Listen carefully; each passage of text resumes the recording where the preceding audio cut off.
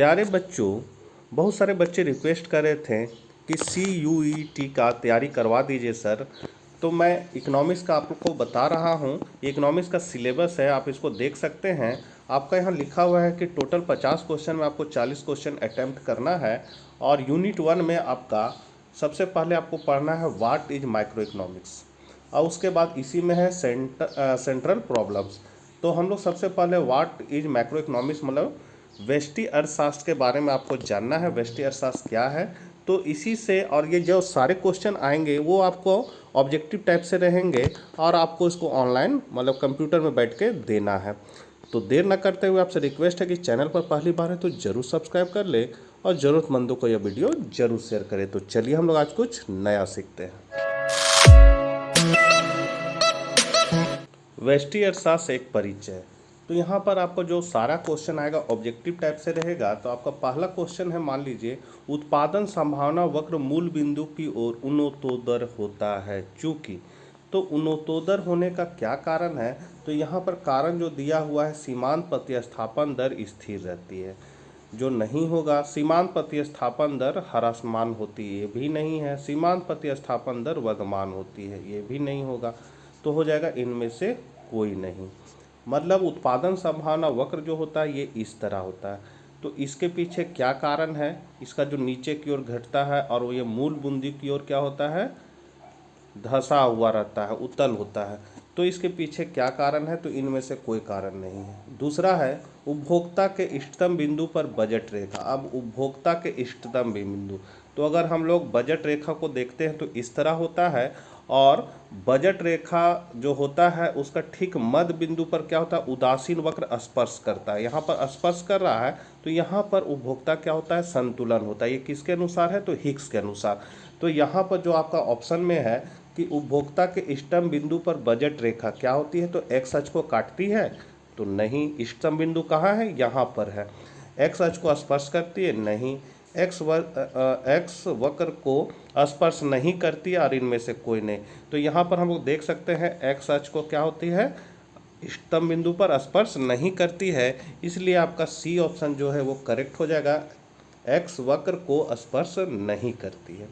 फिर है अर्थशास्त्र के पिता कौन थे, तो इसको तो बताने का ज़रूरत ही नहीं है, आप लोग सभी जानते हैं। 1776 ईस्वी में एडम स्मिथ ने राष्ट्रों की संपत्ति और साधनों की खोज किताब लिखा था, जिसको हम लोग शॉर्टकट में वेल्थ ऑफ नेशन कहते हैं, और उसी से इनको ख्याति मिली और इनको अर्थशास्त्र का पिता घोषित किया गया। तो एडम स्मिथ क्या है, अर्थशास्त्र के पिता है।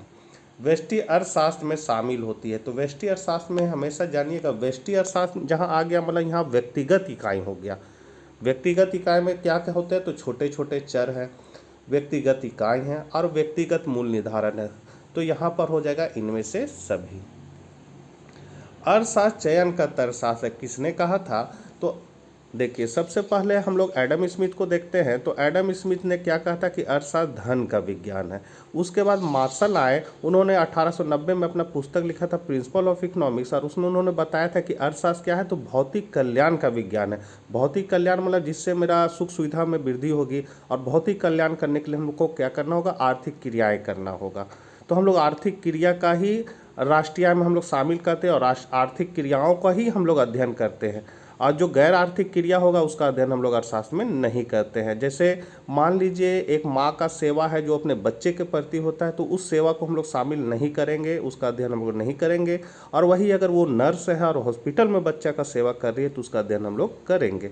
तो उसको हम लोग क्या कहते हैं, मार्शल के अनुसार ये था। और रॉबिन्स जो कहता है कि अर्थशास्त्र क्या है, तो चयन का विज्ञान है। रॉबिन्स अर्थशास्त्र चयन का तर्कशास्त्र किसके अनुसार है, तो रॉबिन्स के अनुसार। रॉबिन्स ने 1932 में अपना किताब लिखा था एक सिग्निफिकेंस ऑफ इकोनॉमिक साइंस, और उन्होंने इसमें बताया था कि मनुष्य की आवश्यकताएं अनंत है और उसके साधन हमेशा सीमित होते हैं। तो सीमित साधन से असीमित आवश्यकताओं में से क्या होगा, उनको चुनाव करना पड़ेगा। जो आवश्यकता उसके लिए ज़्यादा तीव्र है उसी को वो चुनेगा। इसलिए यहाँ पर क्या आ जाती है, तो चयन की समस्या आ जाती है, या चयन का तर्कशास्त्र भी उसको हम लोग बोल सकते हैं। तो रॉबिन्स के अनुसार हो जाएगा। किसने कहा था अर्थशास्त्र धन का विज्ञान, अभी जस्ट बता दिए हैं कि अर्थशास्त्र धन का विज्ञान किसने कहा था, तो एडम स्मिथ ने कहा था। फिर है आपका सबसे पहले माइक्रो शब्द का प्रयोग किसने किया, तो देखिए रैगनर फ्रीज ये क्या है कि व्यष्टि अर्थशास्त्र और समष्टि अर्थशास्त्र को बांटने वाले यही व्यक्ति हैं। इन्होंने अर्थशास्त्र को दो भागों में बांट दिया था, व्यष्टि अर्थशास्त्र और समष्टि अर्थशास्त्र। तो इन्हीं के द्वारा सबसे पहले माइक्रो शब्द का प्रयोग किया गया। माइक्रो का अर्थ होता है छोटा। An inquiry into nature and causes of wealth of nation के लेखक कौन है? तो लेखक अभी जस्ट बताए थे 1776 में ये किताब को लिखा गया था। किनके द्वारा? तो एडम स्मिथ के द्वारा लिखा गया था। तो इसका सही आंसर हो जाएगा एडम स्मिथ। आगे बढ़ते हैं। अर्थशास्त्र की कल्याण संबंधी परिभाषा के जन्मदाता थे। अर्थशास्त्र कल्याण संबंधी परिभाषा बोलिए या भौतिक कल्याण का विज्ञान बोलिए, किनके अनुसार है? तो मार्शल के अनुसार है। अर्थशास्त्र मानव कल्याण का विज्ञान है, यह कथन किसका है? तो मानव कल्याण का जो विज्ञान है ये मार्शल का कथन है। मार्शल, यहाँ पर जो रॉबिन्स है ये गलत हो गया है, मार्शल हो जाएगा आपका सही। जहाँ मानव कल्याण, भौतिक कल्याण ये सब शब्द आए तो जान जाइएगा मार्शल है, और जहाँ चयन संबंधी आ जाएगा तो वहाँ रॉबिन्स हो जाएगा। आगे बढ़ते हैं। अर्थशास्त्र की समस्या निम्नलिखित में कौन है? तो अर्थशास्त्र की समस्या है आर्थिक विकास, साधनों का आवंटन, साधनों का कुशलतम प्रयोग, ये सभी है उसकी समस्या। तो इसलिए हो जाएगा इनमें से सभी। आर्थिक समस्या मूलतः किस तथ्य की समस्या है? तो रॉबिन्स के अनुसार क्या है? आर्थिक समस्या मुख्य रूप से चुनाव की समस्या, तो यहाँ चुनाव हो जाएगा। अर्थव्यवस्था को वर्गीकृत किया जा सकता है। तो अर्थव्यवस्था जो होता है, अर्थव्यवस्था को हम लोग तीन भागों में बांट सकते हैं। कौन कौन? पूंजीवादी, समाजवादी और बीच का रास्ता है मिश्रित अर्थव्यवस्था। जो भारत की अर्थव्यवस्था है क्या है? मिश्रित अर्थव्यवस्था। तो यहाँ पर अर्थव्यवस्था को वर्गीकृत किया जा सकता है तो किस रूप में? तो समाजवादी, पूंजीवादी, मिश्रित, तीनों रूप में हम लोग कर सकते हैं। तो इनमें सभी हो जाएगा।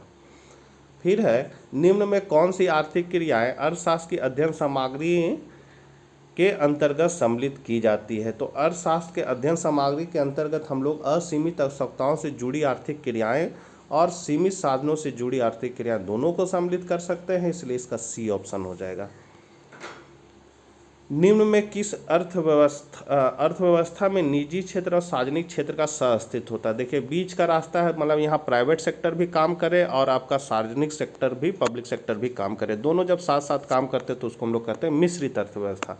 तो यहाँ पर आपका ए ऑप्शन हो जाएगा। उत्पादन वक्र का ढाल गिरता है। तो उत्पादन वक्र का ढाल क्या होता है? तो ऊपर से नीचे की ओर गिरता है, मतलब इस तरह। उत्पादन संभावना वक्र, तो उत्पादन संभावना वक्र क्या होता है? तो अक्ष की ओर क्या होता है? नतोदर होती है। किस तरह ये उत्पादन संभावना ये है, और ये अक्ष की ओर क्या है? धंसा हुआ नतोदर है। उस वक्र का नाम बताएं जो आर्थिक समस्या दर्शाता है। तो आर्थिक समस्या को दर्शाने वाला वक्र कौन है? उत्पादन संभावना वक्र। एक समाजवादी अर्थव्यवस्था का मुख्य उद्देश्य क्या होता है? तो समाजवादी मतलब पूरा समाज को ध्यान में रख के काम चलता है उसमें। इसमें कोई निजी स्वामित्व नहीं होता है, तो इसमें अधिकतम लोक कल्याण करना ही उसका मुख्य उद्देश्य होता है, इसलिए इसका आंसर डी हो जाएगा। पूंजीवादी अर्थव्यवस्था में केंद्रीय समस्या का समाधान होता है तो किससे? तो जहां पूंजीवादी आ जाएगा वहां कीमत तंत्र या मूल्य तंत्र यही होगा, तो आपका मूल तंत्र हो जाएगा।